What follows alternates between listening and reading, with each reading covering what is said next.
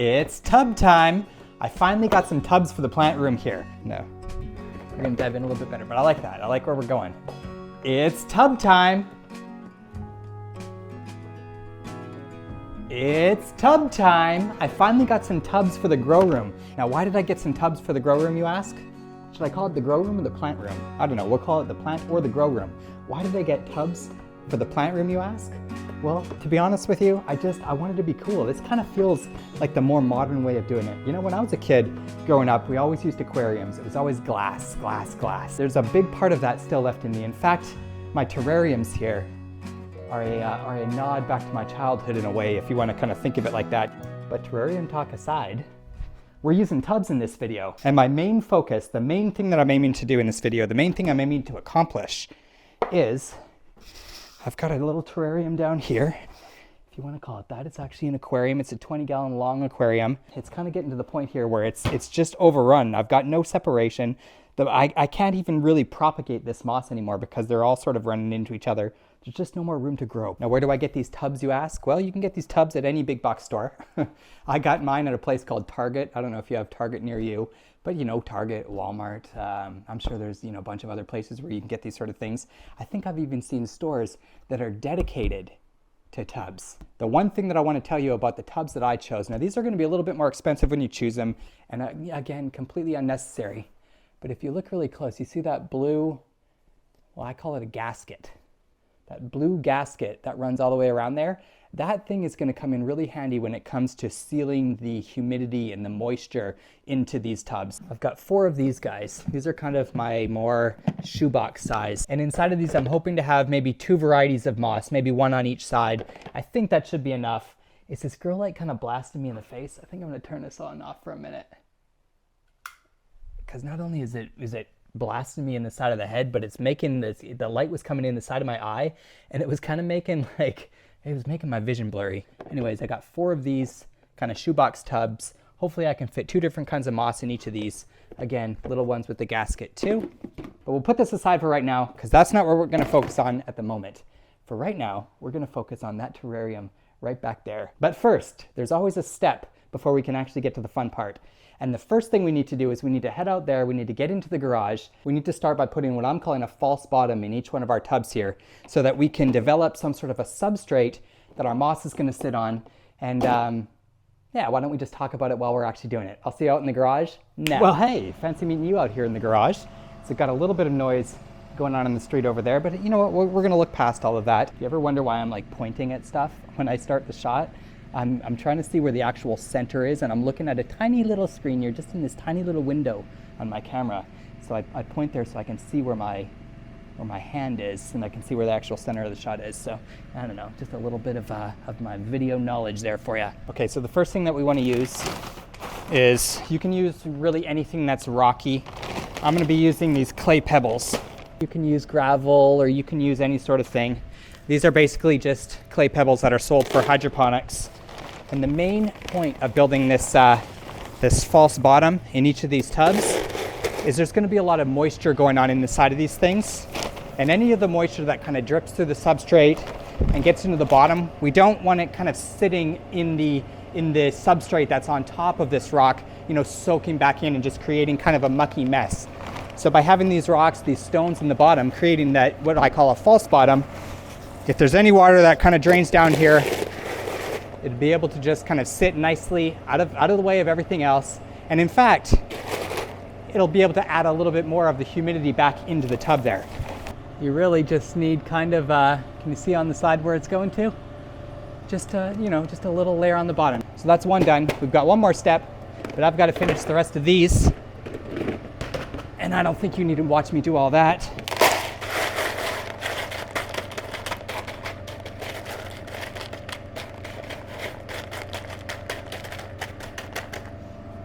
Dancing your fingers along the rocks like that, that's the fun part. You just do that to have a good time. Now we've got to do something to protect all of our substrate, our soil, whatever we put on top of this rock. We've got to somehow protect it from falling down into those rocks. And again, I think you know what I'm going to say, but we're trying to avoid a mucky mess. That's what we're always trying to do.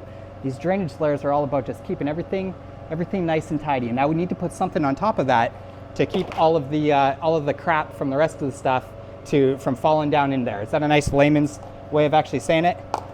And for that, we're going to hold off on this bucket. We're going to move this. To protect our bottom drainage layer, we're going to use just some basic fiberglass screen. Now, why did I save this empty tub? You're asking, or I bet you're asking. Whew. The sound in the background kind of went away, and to be honest with you, the perfectionist in me is a little bit annoyed that now some of this footage is not going to have the loud noise in the back, even though I appreciate the quiet for the video making. Got us some screen that you can buy at any sort of hardware store, anything like that. Really, again, anything that you want to put on top. Sometimes I just put a layer of sphagnum moss on top of those rocks because I want to make sure that that drainage layer stays extra clean. And for that, we're going to cut out a little bit of screen. That rhymed.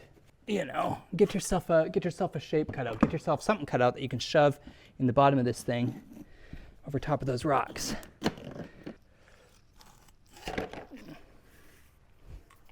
I think it goes without saying, but I am using just a regular utility blade for this. Are we still rolling? And now that we've got our screen cut out, we can. I feel like I should kind of give you a POV of this one. We can lay that down on top of our rock layer. And don't worry, it might look a little messy on the sides, but it's going to be covered by all sorts of stuff. And to be honest with you, we don't really need these tubs to look perfect. We've got our 4 tubs. We've got our 4 pieces of screen that we're going to put in. Just kind of shove these into place. Again, don't worry too much about it. We're going to be putting stuff all on top of these. This is just to protect those rocks. If you want to, make sure that your tubs are absolutely beautiful and you hate seeing a little bit of screen on the side, then take your screen out and trim it up until it's perfect. Spend all day. You can spend 3 hours on cutting your screens if you want. But I personally have got things to do today, and we're just gonna pop our screens in because that's how easy it can be. And we'll see you back. Oh, actually, hold on. There is one more thing that we need in the garage before we head back inside. Now, I mentioned that I was growing moss in these tubs back here, and moss doesn't need any sort of nutrients or anything. It actually pulls everything it needs right out of the water that's in there. That's why it loves those kind of damp, humid environments. But we do need something to kind of just allow it to grow on and reproduce on and kind of move across. You know how it is in the forest. And for my substrate, I'm going to use just some of my regular plant dirt. But, okay. And then what I want to do is I actually want to supplement this dirt in here. It's because we don't need all the compost and all that sort of stuff. I want to supplement it with even more peat moss. I actually debated just using peat moss as the substrate because, I don't know, besides actual living moss, peat moss, it's just one of those things that I love too. And it always reminds me of like nature walks, reptile enclosures. You know when you go into like a reptile enclosure at a zoo and it sort of just has that like aquarium, terrarium kind of humid smell to it? That's every time I smell peat moss, that's kind of the vibe that I get. And it's just very faint, so you almost kind of have to search for it. And that's what I love about it. But I debated using only peat moss because again, moss doesn't need any sort of nutrients in the soil or anything like that. But I figured in the end, I might as well just make a kind of an overly diluted mixture. We can finally head back inside. I don't want to make a mess inside, but I've got our terrarium full of moss is sitting inside of there. So I debated either pulling the terrarium out to the garage and having an ugly background, or doing all the dirty work in here, which isn't even going to be that dirty, and having a beautiful plant room behind us. I hate when I change my clothes in the middle of a video, because I just feel like I hate when I change my clothes in the middle of a video, because I feel like it kind of makes the shots inconsistent. But you know what? What's going to be better? Me having a sweatshirt on and dying of heat exhaustion for the rest of this video, or me being able to talk more smoothly and more comfortably because I took it off? I'm just rambling at this point, guys. We're back into the plant room. We've got our first bucket here. we're just gonna dive right in. I don't even know where to start. We're gonna start pulling moss out of this terrarium here. We're gonna, no, we're not even doing that part. I'm skipping ahead. We're not even at that part, guys. So the first thing that we're gonna do is we're gonna take our bucket of our substrate. Remember our overly diluted peat moss with a little bit of soil and some stuff in there. I'm actually gonna go over to my sphagnum moss bucket over here, and I'm gonna steal a little bit of this sphagnum moss for each of our little tubs here. So what we wanna do, we wanna take a little ball of sphagnum moss. You gotta sniff it, because it smells so good. It's kind of like peat moss, but on a little bit more steroids. I'm trying to create just a little bit of a layer on top of this mesh again, just so that the finest of particles can't go into there. Now guys, I'm gonna be honest with you. This part with the layers and the false bottoms and all of that kind of stuff, it's not really even 100% necessary. But while you're doing it, you know, the thing I always like to say is while you're doing it, you might as well do it, right? Next time you're at the hardware store, pick you up a roll, a good old roll of that screen material, just so you have it on hand. And when you're building a little bucket, you've gone to the trouble of going and getting the buckets and everything like that, you know? You might as well try extra hard to make it, you know, just take that extra step, go that extra mile. And not only will you be more proud of your little bucket, but it'll look good like this. When you put your hand on to give it that last final smoosh, it'll be extra smooshy because of that false bottom in there. You're gonna know that you did your dang best to provide the ultimate conditions for the moss that you want to propagate. If you want the plants to work with you, you've got to work with the plants a little bit. And I'm not saying you have to go through all this trouble. I'm just saying whatever you feel like doing, do just a little bit more than that. Go one extra step, one little thing that's going to make it just a little bit more professional. And that'll make you not only prouder of your work, but your work will just be constantly improving. You always want to do that extra little smoosh. Just kind of makes everything smooshier. Now we're finally ready. We're finally ready to get to the exciting part, and that's going to be getting up close looks at this moss in here. It's going to be separating everything out. It's going to be getting all of our new mossy friends into their new little tubby homes that are going to look more modern. It's going to look cool. It's going to be more space saving. Man, I just feel like a pro using these tubs. Anyways, it's time for the fun part if you didn't catch that first time. Let me show you kind of what we're working with here. Just a 20-gallon aquarium, 20-gallon long aquarium that's full of, I don't know, all sorts of different kinds of varieties of mosses. So I get a lot of my mosses from this place called Green Mountain Moss on Etsy.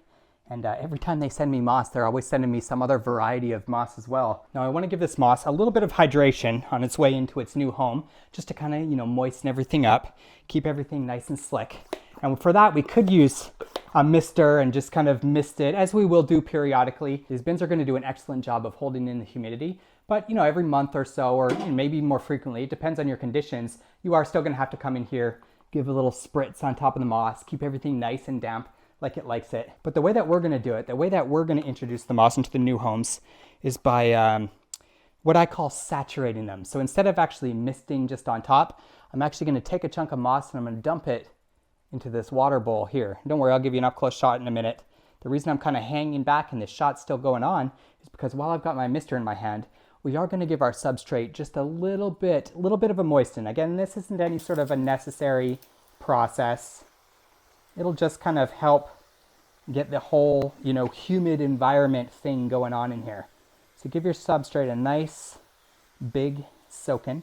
Hopefully you never have to see this stuff again because it'll be covered in moss.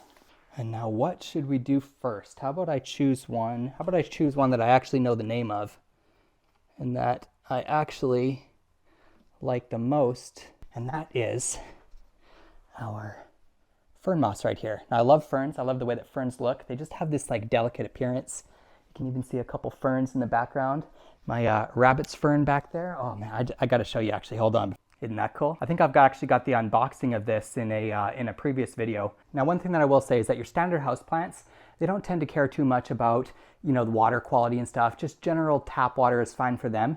Moss is a little bit more delicate. It's a little bit more sensitive to things like the chlorine and then metals and all that sort of stuff that come in your water. So really, ideally, the best thing to do is use like a reverse osmosis water or something like that. You know, those big, jugs you can buy. Or what I do is I just use a product called the ReptiSafe, and I put a few drops of this in any water that's going to be sprayed on the moss or anything like that. And this will just kind of immediately, I don't know, it's magic. I don't know how it works. It gets rid of the chlorine. I'm sure there's some scientific method to how it all goes, but that's just, that's what I use it for, is for my moss water. I have a feeling it's going to be satisfying when I pull this out, so let's cross our fingers.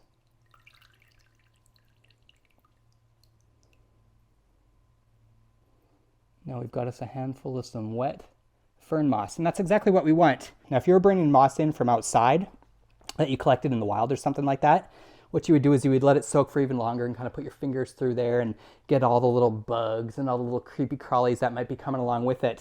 Next up is, I think, what is called pincushion moss. This is actually one of the favorite little chunks of moss that I have in my set here. You see that? How it doesn't actually have any roots, but it does sort of kind of create this, almost like this lattice where it holds itself together into little chunks like that. And I just find that so fascinating. Now, one thing I want to point out when I'm putting this in there, I'm not going to put just the entire clump down on the substrate here. I want to actually encourage these mosses to reproduce. So what I'm going to do is just gently kind of break everything apart, place it down on the substrate, give it a little bit of a push into there, but I'm going to keep the pieces nice and far apart from each other. And the idea is that this moss will start creeping into all of this space, fill in all of this thing, and hopefully we don't have any sort of moss wars going on in here where these two are competing for available resources and things like that. But seriously, if that living moss wall terrarium back there has taught me anything, it's that different species of mosses can live in perfect harmony together. That's another beautiful thing about this plant. That is how a tub is going to look when it's finished. Again, lots of space in between for all that moss to kind of grow out and, have families and children and children's of children's and all of that sort of stuff. You can even see a little bit of condensation on the side of the container there. And a good bet for when this thing is going to need another spritzing is when you no longer see any condensation on the side of the bin. And that'll do it. That'll do our first mossy box. Now, I'm going to warn you, for the rest of this video, I'm not going to be showing you every single step. I just showed you how to complete a mossy box, or at least how I'm going to complete the mossy box. But of course, we're not going to just skip through the rest of this video. We've got more moss to admire. We've got more buckets to fill up. We're just going to do it a little bit. We're going to do it at a bit of a different speed. This moss right here, as I'm not sure what it is. I think it was sold to me as sheet moss. It almost looks like it's got a little bit of a fern thing going on, kind of like our last batch of moss. But if you look really close, it's a little different because it's got a little bit more of a tendricle kind of thing going on, a little bit more of those like flower sprouts. I do want to point out that while we are saturating, while we're at that stage of saturating, and you've got a wet bucket full of whatever kind of moss this is, man, do your fingers like that in there, because it's a ticklish treat, I tell ya. Done. Next up is going to be whatever this one is. It looks like little cypress leaves. And it's so bushy and green and just your tried and true traditional moss. Isn't this what you think about when you think about moss? That's kind of what I think about. It's what I used to think about before I fell in love with moss. And I realized that there's as many moss varieties as there is beautiful plant varieties in the world. I saved the mosses that I had the least amount of for our last bucket. So although I said I'm going to put 2 species in each of these buckets, I think I'm just going to throw whatever I got left in this one. I know I've got a lot less of it. I do have quite a bit of this mood moss in here, as well as this sphagnum moss that I think is going to continue living in this terrarium right here. I've got a project in mind for this mood moss coming up soon. And, to be honest with you, I just don't have enough buckets right now. I still need the space. I'm rambling on because I'm having a good time and I don't necessarily want the video to end, but we're down to our last bucket.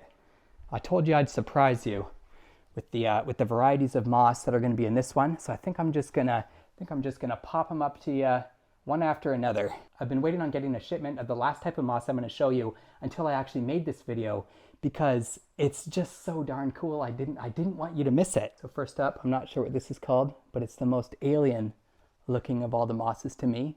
It kind of has like a flat, almost waxy look to it, doesn't it?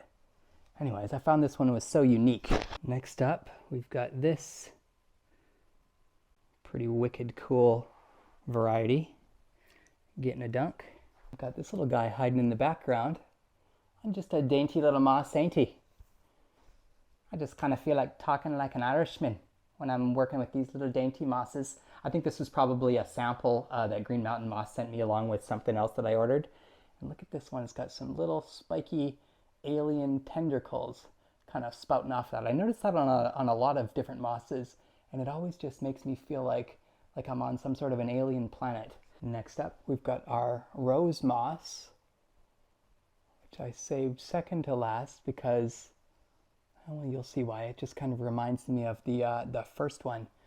Again, remember, moss is so cool. Like even though it doesn't have roots, it does in a way produce these little grippy fingers that allow it to kind of get into the soil, to hold on to each other and create little clumps like this. It's so delicate. I just love this one. Try and point them upwards a little bit so they don't have to do all the work themselves. And now, are you ready? Are you ready for my favorite moss? Let me get a big old clump of it. I'll give you a nice up close. There she is. It's called tree moss. And you want to know why it's called tree moss? Look at this. So very similar to that rose moss, it's got these, I don't even know what you call them. I'm a moss lover, but I'm just not good with all of the scientific names and stuff like that, guys. But it's got these little stems or these little sticks, like a tiny little moss tree. I've got so many ideas for these things. I could make, micro little aquariums with a little moss tree in the middle of it. Who knows? And to be completely honest, I don't even really know what to do with this moss. I don't know if I'm supposed to bury these, the bottoms in here. Again, moss doesn't have roots or anything. And there we go. Actually more tree moss than I thought we actually had. But that's our first bucket now filled up to the brim. Signed, sealed, not quite delivered. Let's not get too ahead of ourselves. The video ain't done until the video's done. Now you might be thinking right off the bat, well, hey, I'll put this in a closet. I'll put it, out of the way, nice damp, dark corner for moss and everything like that. The one thing that you want to consider with your tubs is you do need to get some light on these things. You do need a little bit of light for any living thing really, and moss is no substitution. I think because I've got some open space on that back shelf back there, I'm gonna clear off those two bottom shelves. We're gonna stack our little tubs up all nicely on them. That way they'll be in reach, they'll be easy for me to check up on, to kind of, peer through the little plastic and see what's going on inside those mossy little containers. Can you see some condensation on the side of that box? Keep your eye on the condensation on your box. Even pop it open every once in a while. Get a little bit of fresh air in there. Kind of check out, you'll get a sense for the environment, and you'll kind of get that, feeling of just knowing when you need to put a little spritz in there. Nice and soggy and moist doesn't mean damp and rotten and disgusting. Just keep that in mind. Remember to keep an eye on those little droplets on the side of your container so you know when to actually feed it. And it's as easy as that. I've actually started a bit of an alocasia collection. I've got my silver sword alocasia. I've got my, I think it's called a poly alocasia. I could be getting that one wrong, but it reminds me of like a dragon or a medieval shield is what this one reminds me of. I actually don't think you've seen the new pot. I did this one off camera, but I felt like this, like the blues in this pot just went so perfectly with it just kind of feels like, I know there's no blue tones in those leaves, but doesn't it kind of feel like it's emanating a bit of that? Alocasia zebrina with its stripy, awesome stems.